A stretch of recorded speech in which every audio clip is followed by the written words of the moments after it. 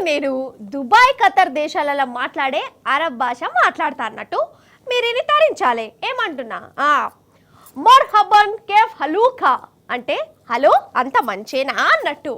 అనాబి ఖైరన్ ఖుల్లా షయన్ అంటే నేను మంచిగానే వాడువడ్డా అని అర్థమట. హల్ హకల్ తల్ ఉర్జా అంటే అన్నం నిన్నవారా వారి అని. హల్ షరబ్థర్ షయ్య చల్ చెయ్య చెయ్య చెయ్య చెయ్య చల్ చెయ్య చెయ్య చెయ్య చెయ్య.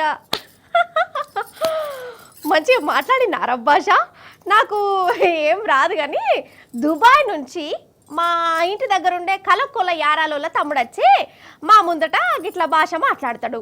నేను మీ ముంగట మాట్లాడినా, కానీ తప్పులు తాళాలు మాట్లాడితే ఏమనుకోకుర్రి, నాకు నాలుక చక్కగా తిరగలే. అవు కానీ అసలు నువ్వు మా గా భాష మీద ఎందుకు పడ్డావవ్వా, గంతగానం ఎందుకు తిప్పలు పడుతున్నావు తల్లి అంటారా? ఏం లేదోళ్ళ, మన మోడీ సార్ను చూసినాక నా ప్రతిభ పాఠవాలన్నీ మీ ముంగడ పెట్టబుద్దయింది. నడుమిట్లా మోడీ సార్ ఎందుకు వచ్చిండంటే మరి మీరే చూద్దురు గాని. రండి రండి రండి షేకు గారు రండి.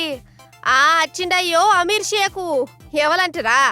గా ఖతార్ దేశం పాలకుడు మన దేశానికి వచ్చిండు. మన మోడీ సారు ఎయిర్పోర్ట్ కు పోయి మరి స్వాగతం చెప్పిండోళ్ళ. చూడూరి ఈ షేకును అలై బలై తీసుకొని ఎంత పాయరం చూయిస్తుండో మన మోడీ సారు.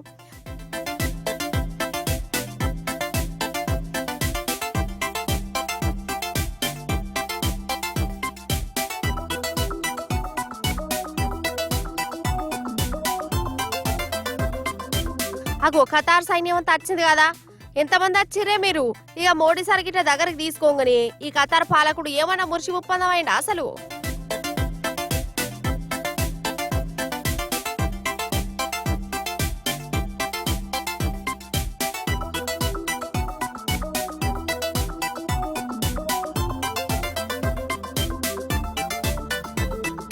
వెనక సిరి ఖతర్ దేశం ప్రభుత్వం వాళ్ళు అటుకెళ్ళి మన ప్రభుత్వం వాళ్ళు ఇటుకెళ్ళి కూర్చొని జరసేపు ముచ్చట పెట్టుకున్నారు.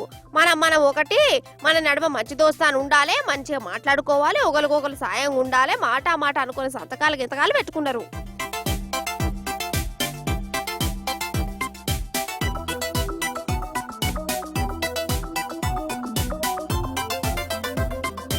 మన ప్రభుత్వం తరఫున రాష్ట్రపతి ముర్ము మేడం, మన ప్రధాని సారు, మన పైసల మంత్రి నిర్మలక్క కలుసుకొని మాటా ముచ్చట పెట్టి జరసేపు ఇటు అటు తిప్పినట్టు చేసిరు. మొత్తానికి అరబ్ షేకులు మన మోడీ సార్ చూపించిన ప్రేమకు ఏమన్నా సంబరపడరా అసలు?